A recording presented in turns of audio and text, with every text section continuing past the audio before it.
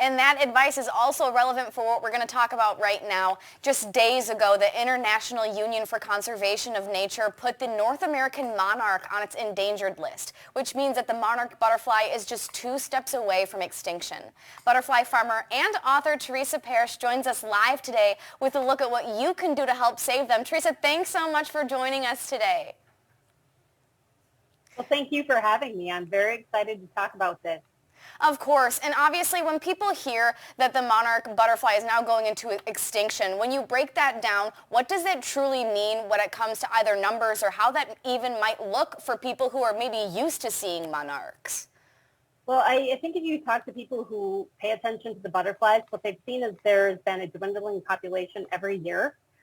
This year, I'm going to say especially, I hardly am seeing any monarchs, and I know all my friends across the United States are also not seeing a lot of monarchs this year. On the western side, the ones that travel to California for overwintering, they're hardly seeing anything. They're down to like thousands of monarchs rather than millions. Wow. On the eastern side, I think we are down by 85 or 90% of the monarch population at this point in time. Wow, that's so staggering to hear. So for those at home who might be upset, just like how you and I are, this has now inspired you to go on a national education campaign to see and tell people what they can be doing to help. So right now, Tarisa, I want to know, what can I do to help these monarchs? Well, there are a few things. I'm going to start with, just listening to the plant masters. One of the most important things you can do to try to help the milkweed that is in your location is to quit using pesticides and herbicides on the plants. This will kill the caterpillars. It kills the chrysalis if they're there. And so that's one thing. But the one thing that you can absolutely do that is so simple is plant more milkweed. And I say this so often, and everyone's like, well, is milkweed the only plant that a monarch can use? And I'm like, absolutely. Without milkweed, there are no monarchs. So in Michigan, you have 11 species of milkweed available to you. Plant native milkweed. That is the most important thing you can do. And also maybe finding more flowers with that pollen.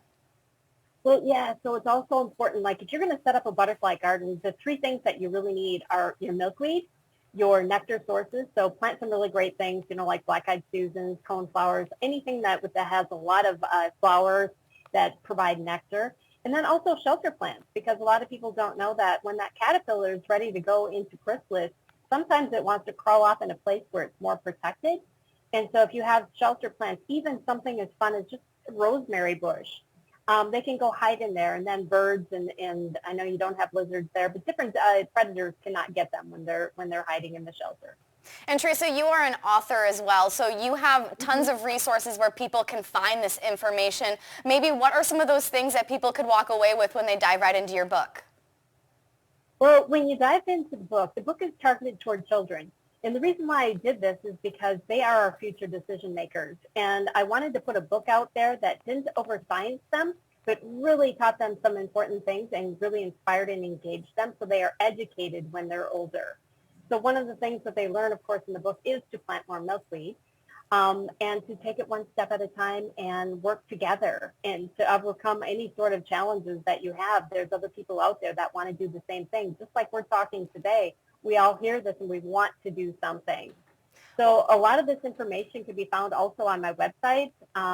It's www.johnnyButterflyseed.com.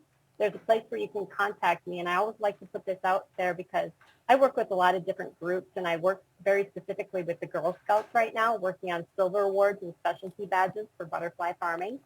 And if you are a Girl Scout or Boy Scout leader, I'm happy to do Zoom events with your troops to educate them and teach them what they need to do and even help in developing projects and badges. Well, thanks so much, Tarisa. We really appreciate your wisdom here. This is such important advice. And if you at home want to help with those monarchs too, learn more about it over on our website at 9and10news.com. We'll be right back.